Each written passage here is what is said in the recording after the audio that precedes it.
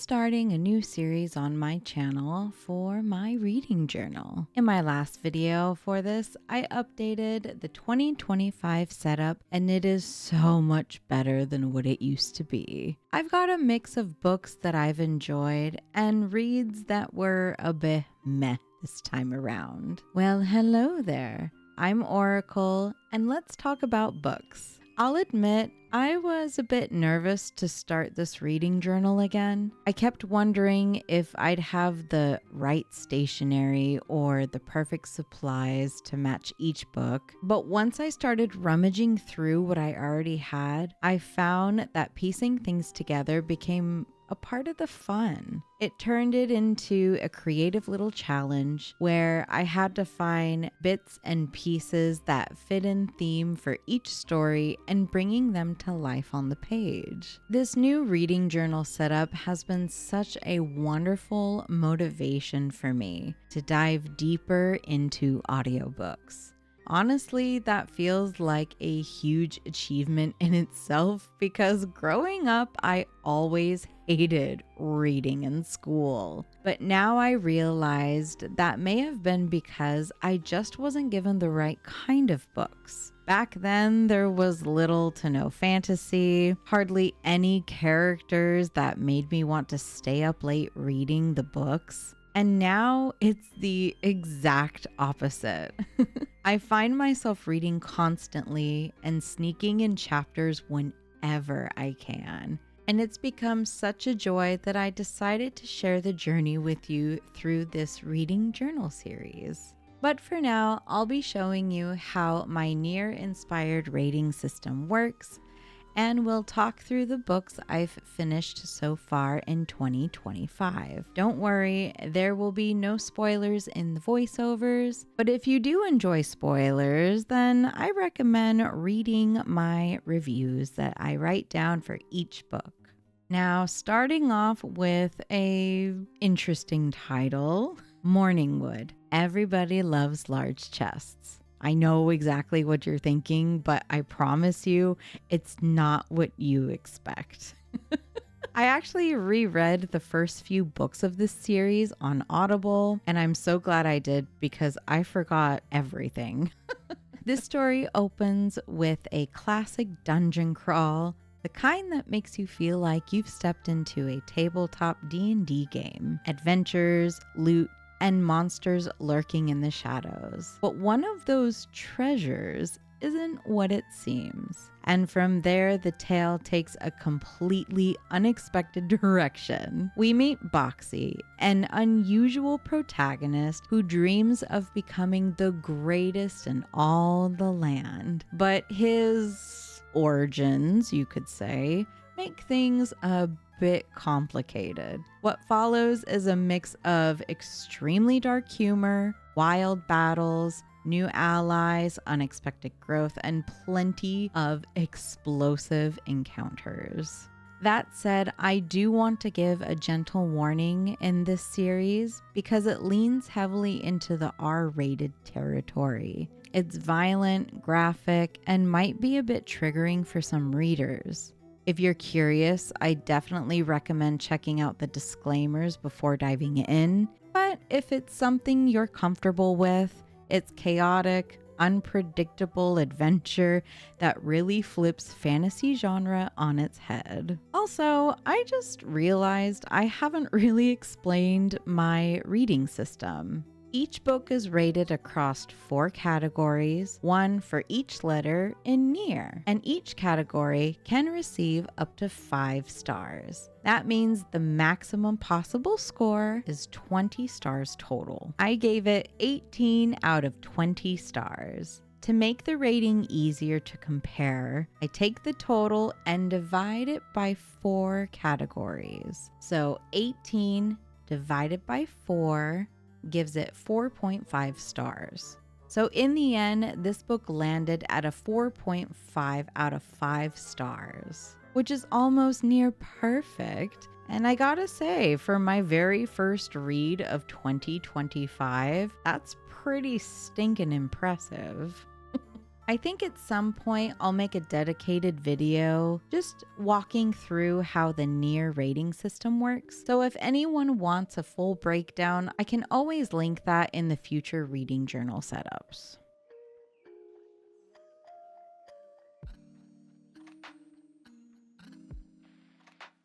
The next book I read was Lady of the Lake by Andrzej Sapkowski. I'm pretty sure I mispronounced that. I'm so sorry.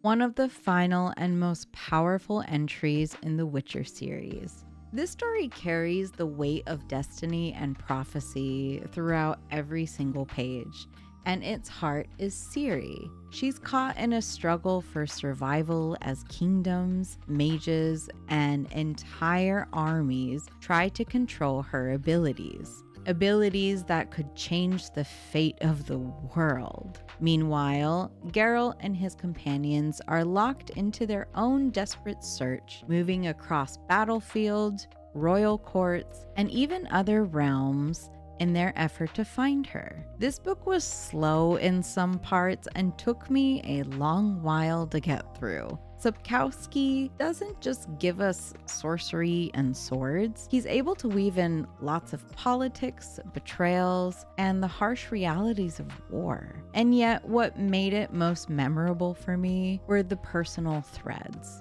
such as loyalty that doesn't falter, friendships that hold strong in impossible times, and sacrifices that really carry the weight of true love. Even in all its epic scale, it reminds you that fate is not just about nations or prophecies. It's about the small human choices that shape who we become. This book really made me feel all sorts of emotions, from boredom to anger, and it even made me cry. I really love it when books make me feel. It's good for the soul, and it shows that it can even be a good read. Lady of the Lake has a total of 13, and doing the math, it got a 3.25 star rating from me. It was good when it was good, but it was slow when it was slow.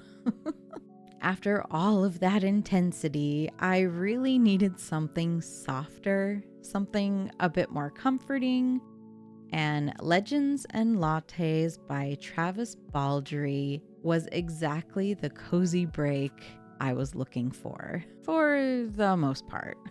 Instead of a gruesome battlefield, this story begins with Viv, an orc who decides her sword has seen enough battles. She dreams of something radically different, such as opening up a coffee shop in a city that doesn't even know what coffee is yet.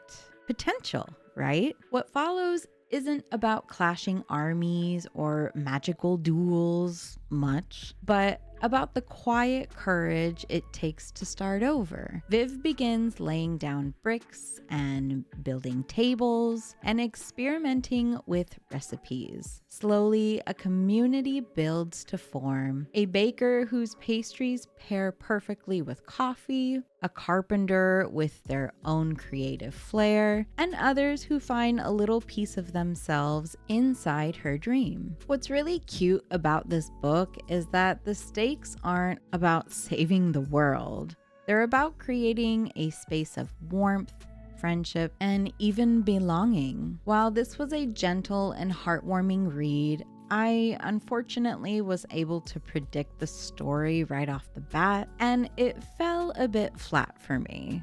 I do think the story has great characters and a good plot, but I think it has more potential than what it gave. With a whopping 1.75 star rating, I can safely say that this was a meh read for me, but it did cleanse my palate with some sweet, delicious coffee.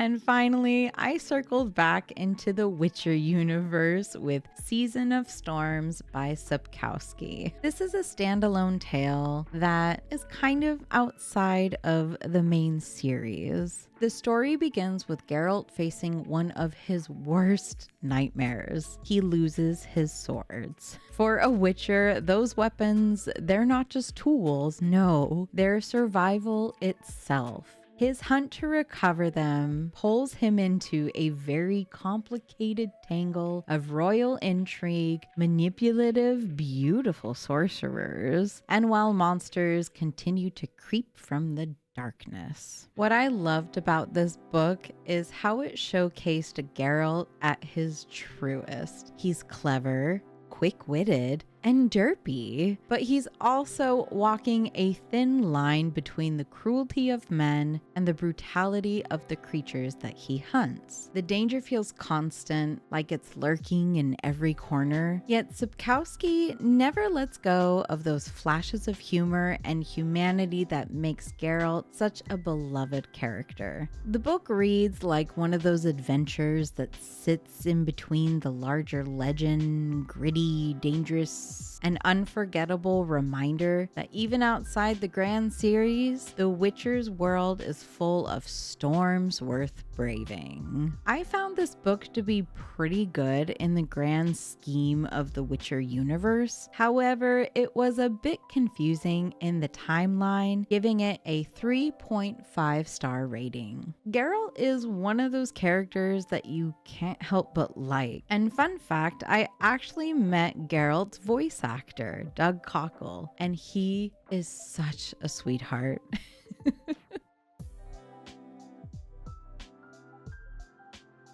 Lastly, I wanted to give you a little update on my books read, DNFs, and maybe next. In the books read, I just wrote down the first 4 books that we just reviewed, and there is so much more room left for so many more book reviews, and I'm really excited to keep the list going.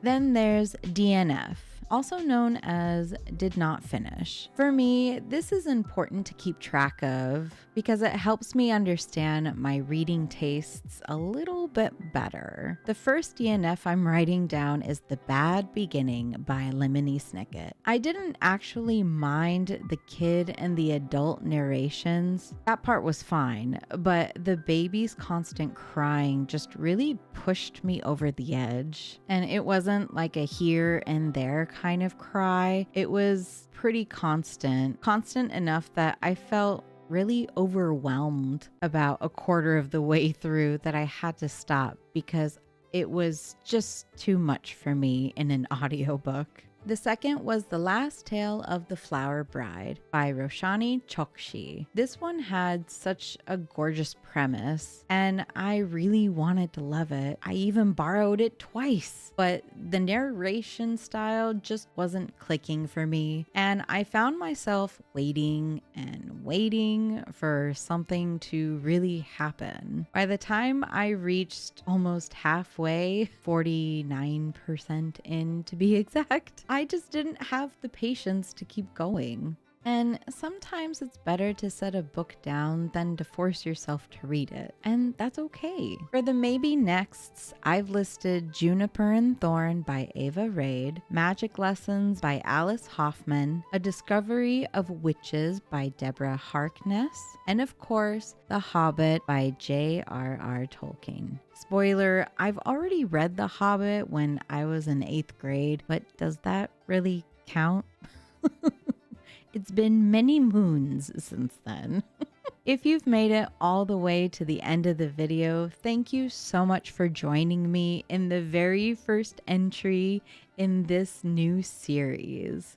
I've truly had so much fun putting this together, and I can't wait to keep reviewing more books with you and to keep filling this journal with the worlds I've adventured through so I can revisit them one last time on paper. Thanks again so much for watching, and I will see you in the near future.